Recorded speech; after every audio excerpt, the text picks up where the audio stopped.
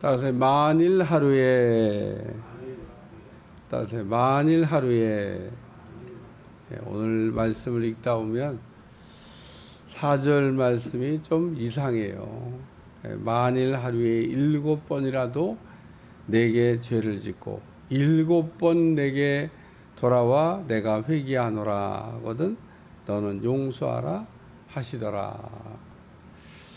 하루에 7번 이렇게 잘못하고 7번 잘못했다고 할 수 있는 사람이 있을까? 이렇게 하는 사람을 보면 어떨까? 이런 생각이 듭니다. 근데 우리 주변에 보면 정말 이렇게 하는 사람이 있습니다. 없는 것 같지만 죄 짓는 것도 잘하고 회개하는 것도 잘하고 오늘 죄 짓는 것 자체를 무겁게 생각을 하고 죄를 안 지려고 우리가 해도 죄를 짓는데 죄 짓는 거를 그렇게 그게 중하게 생각하지 않는 겁니다. 왜 그럴까? 용서해 주신다니까. 그래서 오늘 많은 그리스도인들이 하나님을 만홀히 여기고 죄 짓는 거를 너무 쉽게 생각하고 죄를 짓고 또 회개하면 용서해 주실 거니까 이러면서 하나님 앞에 와서 회개하는 행위를 반복적으로 하는 그런 그리스도인들이 생각보다 많습니다. 그러니까 그리스도인들이 죄를 안 지려고 이게 막 애를 써도 죄를 짓게 되는데 죄 짓는 거를 가볍게 생각을 하는 거예요. 오늘 하나님이 나를 이렇게 용서해 주셨는데 용서받은 우리가 용서받은 거를 이렇게 귀하게 생각을 하고 죄를 짓지 말아야 되는데 용서받은 거를 자꾸 잊어버려서 그런 것 같아요. 그 얘기가 어디에 나오냐? 1만 달란트 빚진 사람이 자기에게 100데나리온 빚진 사람을 용서하지 못한 탕감의 비유에서 보면 나옵니다. 1만 달란트 빚진 사람이 오늘날 돈으로 계산하면 얼마일까? 어떤 사람이 계산해 봤나 봐요. 할 일도 되게 없어요. 그냥 천문학적인 빚을 졌다 이렇게 생각하면 되지. 어쨌든 진짜 천문학적인 빚입니다. 인간이 갚을 수 있는 빚이 아니에요. 인간이 갚을 수 있는 빚이 아니라고 하는 얘기를 설명하기 위해서 1만 달란트의 빚이다 이렇게 써놓은 거예요. 굉장히 어마어마한 금액을 빚을 진 겁니다. 갚으라고 그랬더니 갚겠다고 그래요. 갚을 수 있는 걸 갚겠다고 그래야지. 딱 그러면 또 안 갚겠다고 그러면 나쁜 사람이죠. 그러니까 갚겠다고 하는 건 맞지만 갚을 수 있는 건가? 네, 갚을 수 없는 거예요. 그냥 갚을 수 없는 건데 갚겠다고 그냥 한 거죠. 그러니까 주인이 이렇게 생각하니까 갚을 수도 없으면서 또 갚겠다고 그러는데 생각해 보니까 불쌍해요. 그래서 불쌍히 여겨가지고 다 탕감 없는 걸로 해줬어요. 나가가지고 자기에게 100데나리온 빚, 이건 정말 적은 빚이에요. 천문학적인 빚하고는 뭐 비교도 할 수 아주 적은 빚을 졌는데 그 아주 적은 빚진 사람을 붙들고 갚으라고 그랬습니다. 그리고 좀 말미를 주면 갚겠다고 그러는데도 불구하고 긍휼을 베풀지 않고 옥에 갔다가 가뒀다는 거예요. 옆에서 보고 있던 사람들이 저놈 진짜 나쁜 놈이다. 저는 1만 달란트 빚을 탕감받았으면서 100데나리온 빚진 사람도 용서를 못하냐.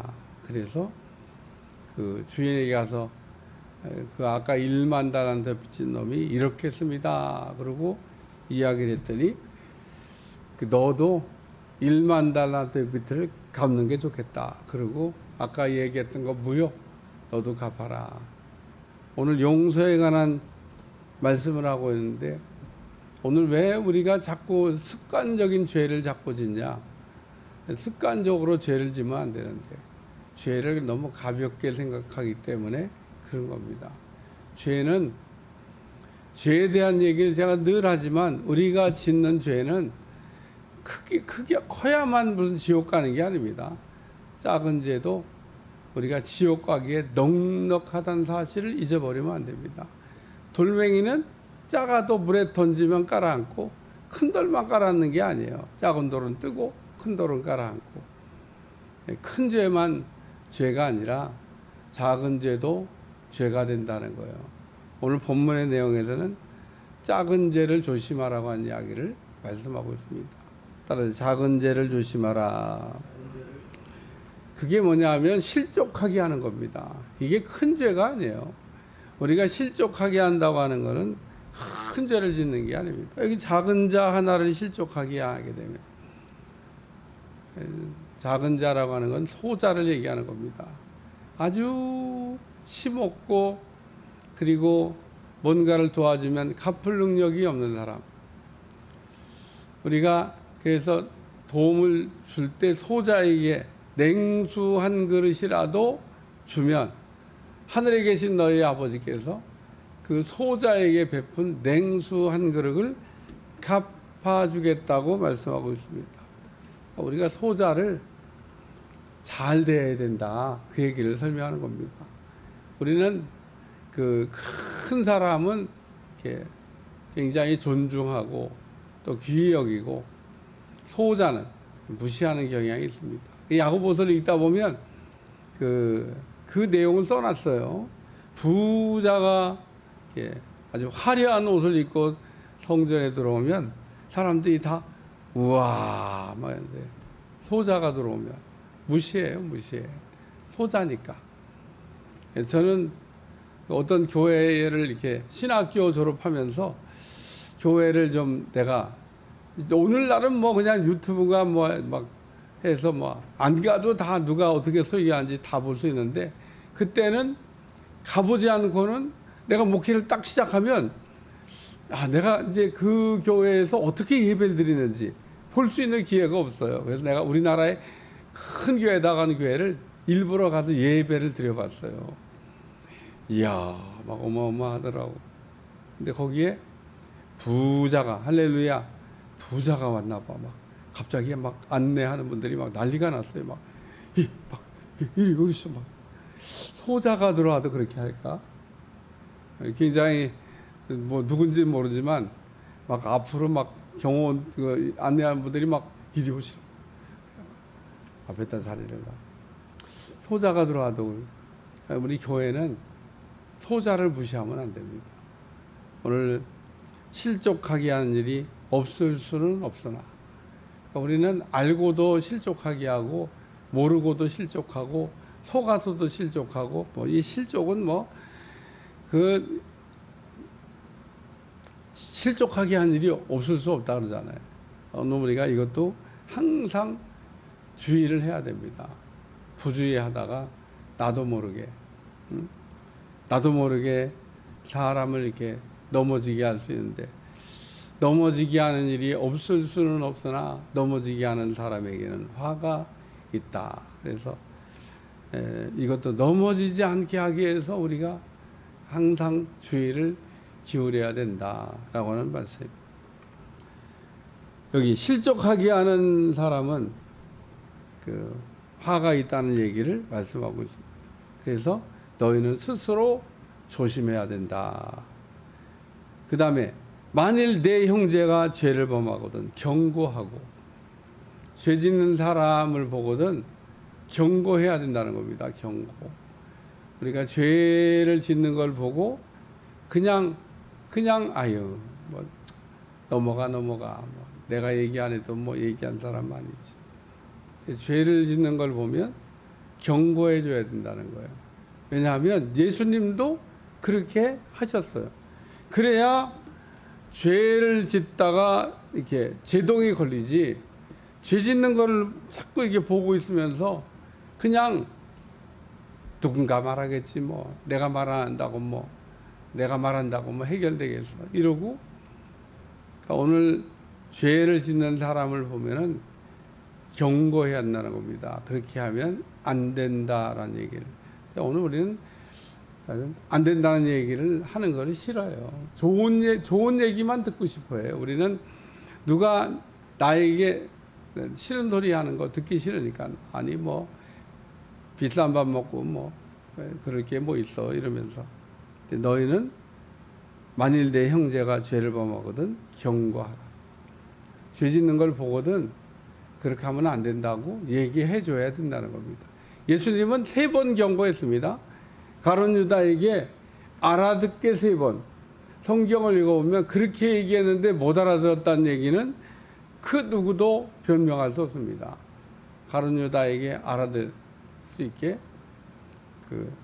제자들이 왜냐하면 접니까 그러고 다 물어봤거든요. 그때 우리 주님 그래 너다 그러고 얘기했는데 다른 제자들은 못 알아들었겠죠.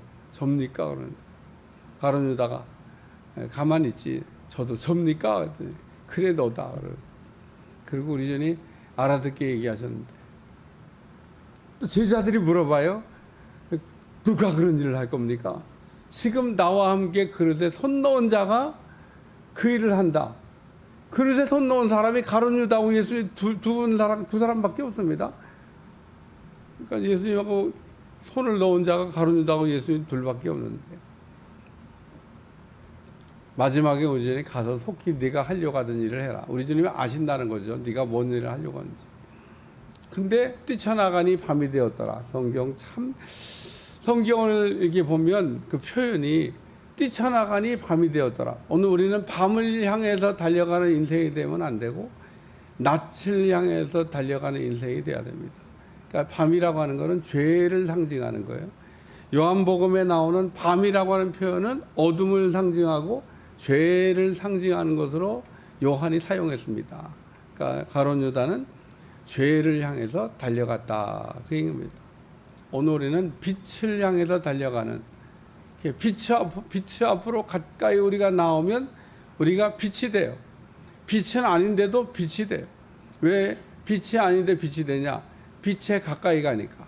빛 대신 주님께 우리가 가까이 가면 우리가 빛이 됩니다. 근데 우리가 자꾸 어두워지는 것은 예수님에게서 멀어지고 있다고 하는 증거입니다. 그래서 오늘 우리가 사람을 이렇게 볼 때 어둠이 자꾸 찾아오면 이게 죄를 향해서 가고 있구나. 얼굴이 점점 밝아지면 빛을 향해서 가고 있구나. 그래서 오늘 우리가 사람을 보면서 영적 상태를 분별할 때 얼굴 보고 분별해요. 얼굴 딱 보면 어두워져. 천하 없이 뭐 은혜 받았다 그래도 그 가짜입니다.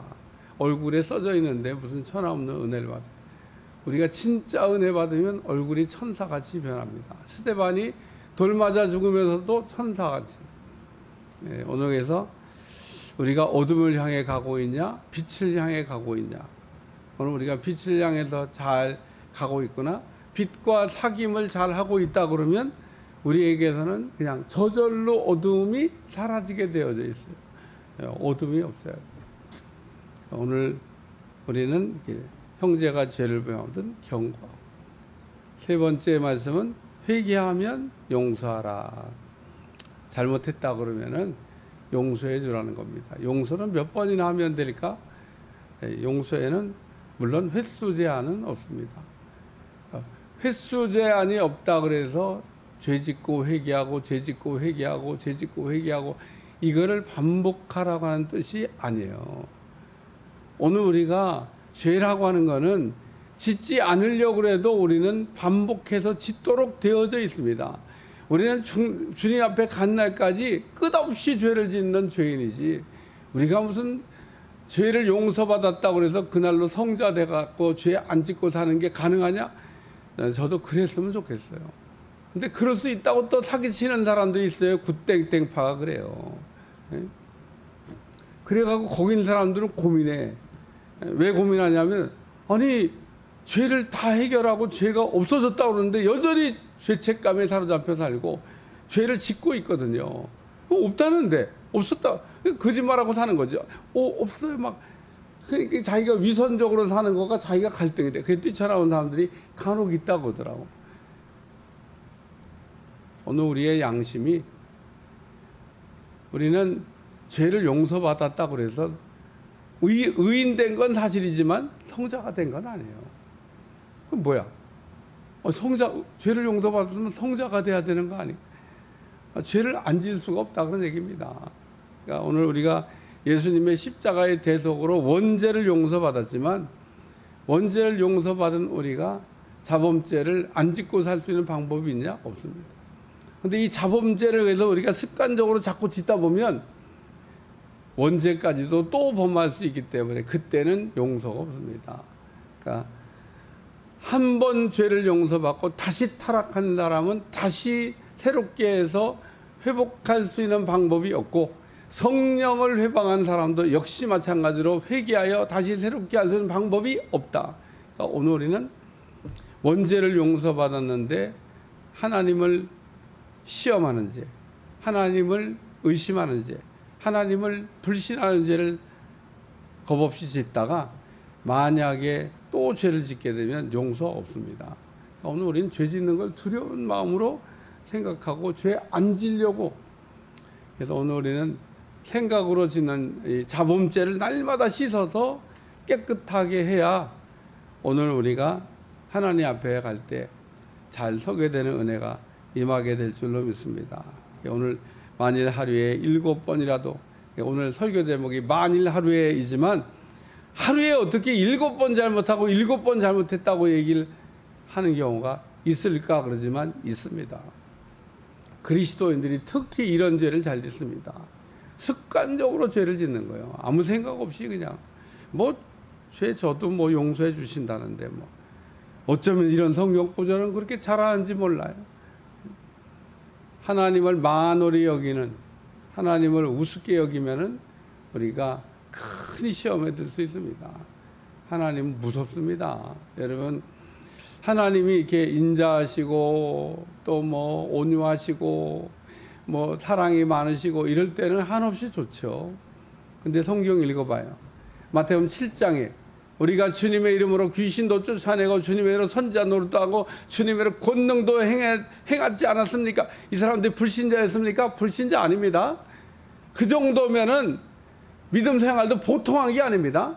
근데 믿음 생활 그렇게 정말 했던 사람인데 우리 주님 모른다 그러잖아요. 우리 주님 얼굴 싹 바꾸면 무섭습니다. 나 너희들 몰라. 너희들이 언제 내 이름으로 했어? 너희들 마음대로 해놓고 나 너 몰라.